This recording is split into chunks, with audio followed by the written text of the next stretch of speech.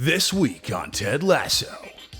Has Ted finally met his match? What's gotten Roy so angry on TV?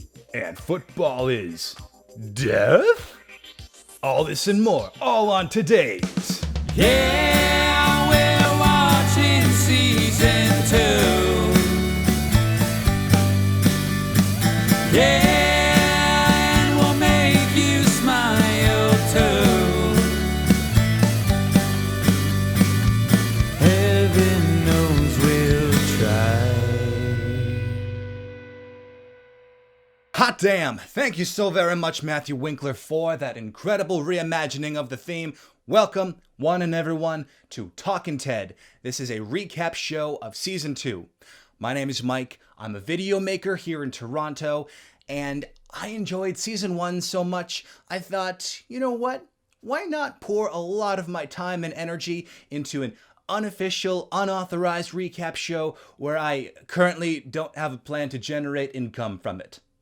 If you're watching this just for the recap, don't worry, I've broken down all of the segments of this episode into time codes in the description below. That being said, every single thing in this episode is amazing, so I'd recommend watching the entire thing. Let's meet our special guest. This is Julie Whish. Julie, how are you doing tonight? Doing great. I'm feeling really good. Tell the viewers at home just who is Julie Whish? I would say I'm a eternal optimist. I live in Toronto and I've got a great husband named Pete and a son named Otis who's awesome. And yeah, love and happiness. That's why Ted Lasso really speaks to me. First concert, best concert. First concert is the Bare Naked Ladies. I was a child for sure. And I was like, why is everyone throwing craft dinner on the stage? Like to my mom and dad. Favorite, I would say Florence and the Machine is up there for me. And Paul McCartney, just because I cried like 25 times every time I see him, basically. Now let's recap the show. Julie, for a show that has such a reputation for being wholesome, did you expect a dog to die in the opening scene? So no, I definitely didn't see that coming.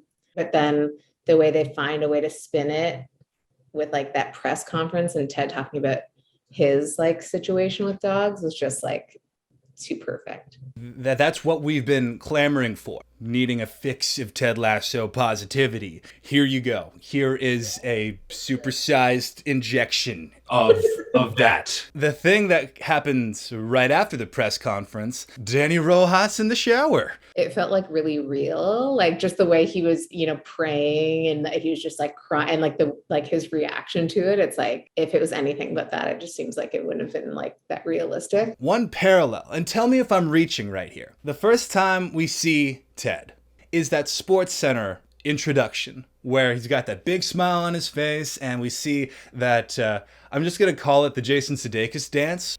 From there, it's juxtaposed with him leaving a bathroom in this season 2 premiere. We get that injection of Lasso positivity, instantly cut to a antithetical scene, also in a bathroom. True. I think I wouldn't notice that, but I acknowledge and respect that you do, because that's a very Meehan thing to notice. I mean, 2.5 GPA. Come on. Exactly. And I feel like when we talk about the shower scene, I have to mention probably my favorite line or moment. Ted tells everyone that he asks if they can shower at home. And Sam says, "Hey, coach, if it's okay with you, some of us like to take long baths at home." When Roy watches Lust Conquers All with the yoga women. I hope Apple TV will make some like digital extras where we can see clips from Love Conquers All. Okay, I was loving that. Oh my God, Apple TV marketing department, make it happen, okay? Give us those webisodes. When Roy tells Rebecca that she shouldn't settle for that just fine guy. I would actually say that might be my very favorite moment in the full episode. I feel like this episode was structured in such a way where we start off with feeling very comfortable. We see that press conference, we get the warm, gooey Ted Lasso heartfelt goodness, and then we see that meeting, and even that felt purposefully sitcom-y. Yeah. Like he's even like walks in like Norm from Cheers, only to get bombarded with that antithetical force of Dr. Sharon Fieldstone, who is introduced right after a scene of a dog marking its territory. So it's actually Sharon marking her territory on Ted's territory. Oh, wow, wow, wow. Boom. 2.5 GPA, film studies. How do you feel about Dr. Sharon Fieldstone? It's pretty hilarious how opposite she is of all of them. Like, I do kind of love that. Just the classic, so maybe like the stigma around therapy, especially with men. And I love the way they did it, where it's just like Danny goes in and like, he's just like basically cured after talking to her once. And then Ted's like, oh yeah, she's out of here. Like, and then, a bunch of people are in there and he's just kind of like, what? Like, this is going to be a thing. I love it when an antagonist is somebody that I am still rooting for. Yeah. Yeah. And right off the top, Dr. Fieldstone she rules. Predictions. What do you think is going to be the dynamic between he and Dr. Fieldstone? Okay. I mean, something tells me he's going to start going to her and sort of unpacking his divorce. I'm kind of in the spot where like, I don't really know what's going to happen with his like love life. And he had a bit of like, with Sassy in like season one. Like, I would like to see her come back because I thought she's pretty fun. Speaking of romance, the new player Jan and Colin are going to end up together. Okay. Yeah. I'd be into that. Whenever we see explicit tension in a first part, we're going to see that resolve in a way we weren't expecting, except I'm expecting it. So Jan and Colin, they're going to end up together. By the way, what do you think's going to happen with Nate this season? He was kind of a hard ass. Oh, yeah. He's being really hard on like the new like kid manager guy. Because the episode started with a extreme close-up of Nate.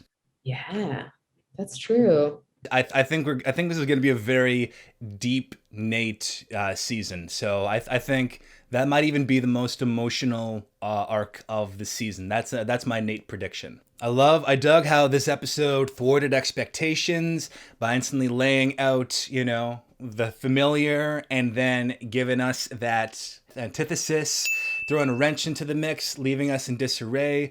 It's kind of like Rebecca's own journey. Yeah. I'm really liking like this different side of Rebecca and kind of following like her kind of like getting her confidence back and how Rebecca got her groove back. There we go. I got to say, I would rank this episode number 1 of season 2 so far. Yes. Oh, same for sure. Mike and Julie present the official top 10 moments of season 1. So number 10, this is the Martin Scorsese scene from the episode Two Aces. And this is when everyone is saying their favorite Martin Scorsese movie and it's disrupting the meeting. And then what I consider the most dad joke movie reference, when Roy is telling people to like quiet down, he says silence, which is the name of another Martin Scorsese movie. Wow. So that's number 10. Number 9. This is the Richmond Till We Die chant by the fire. It was just so nice seeing like everyone bonding and I just like the like witchy woman in me loved that they were like having this like seance and burning their stuff because like I used to play Ouija board in the closet with my friends when I was young. Number 8. This is my favorite movie reference in season 1. When Ted Lasso says that Coach Beard, he looks as stoic as the chief from Cuckoo's Nest. Coach Beard says he's more of a Tabor guy. This is such a deep cut, and I am such a Cuckoo's Nest fan. Number 7, this is Ted rewinding himself. Oh, it's like, this is the type of stuff that it was like a dad joke with actions. Number 6, the introduction of Danny Rojas. It was almost like the show was great without him, and then he being introduced just made the show even better.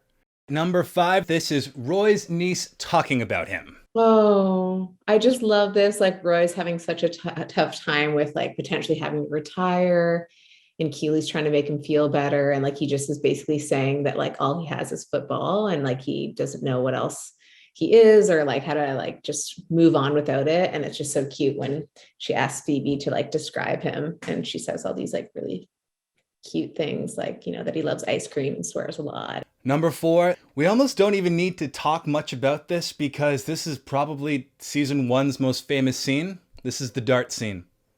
On to number 3. This is the I forgive you moment between Ted and Rebecca. Obviously, Rebecca was just so mortified to like confess to Ted what she had done because she had just fallen in love with him as like a human.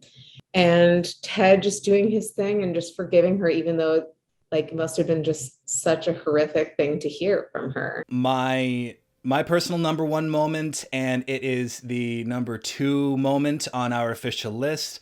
It is Rebecca helping Ted through his panic attack. Oh, that was on my backup list. What a moment of pure empathy from her character. And that is just really special writing that just is so resonant with me. Yeah, I agree. I really loved that too. Okay, so obviously great choice on the number 1. Nate's promotion. Nate's promotion. It's just so perfect. And I kind of like when we rewatched it, I was like, because I'm like, oh, what happens here again? Like at first I was just kind of like trying to remember everything, and he's just so stressed out. Like someone's trying to like, you know, take his job, or like that they're firing him, and that the fact that they're all in on it is just so cute. Oh, it's cute as Seriously. So here's another segment, Julie. Okay. Because Ted Lasso is a show that is just chock full of wordplay, we're going to have a little wordplay fun of our own. This is Wordplay, Swordplay. Wordplay, Swordplay. Okay. I have been given a riddle by a mystery person, and we have to solve that riddle live. I don't know what the riddle is. I don't know what the answer is. We're going to try and solve it live right here on the show. Are you ready? Yes. When you win a baking contest to see a Californian rock band.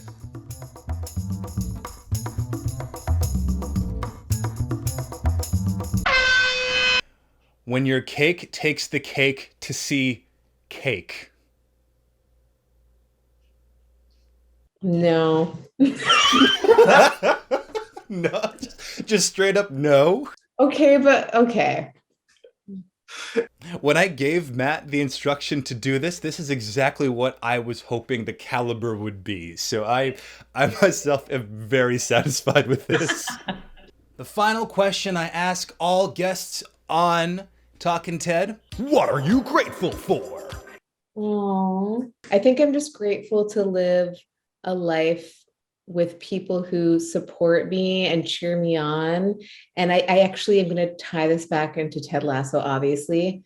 But when he says like, there's nothing worse than being sad alone. It's like when you're sad with people together. And I thought about that when you think about like grief and all the things you go through in your life. And I feel so lucky that I have people around me all the time that care about me and just cheer me on. And it's just like a great thing. Because I am saying 10 things that I'm grateful for without this season. Okay. So all of my good ones are going to be in like the back end. I'm grateful for my bike. Oh. Cycling is it's so fun. It's so explorative. I really don't like exercising. Nothing but respect for the instructors and for the people that do it, and the devotion and the hard work it takes. Just for me personally, I don't like it when people yell workout instructions at me. You and I both.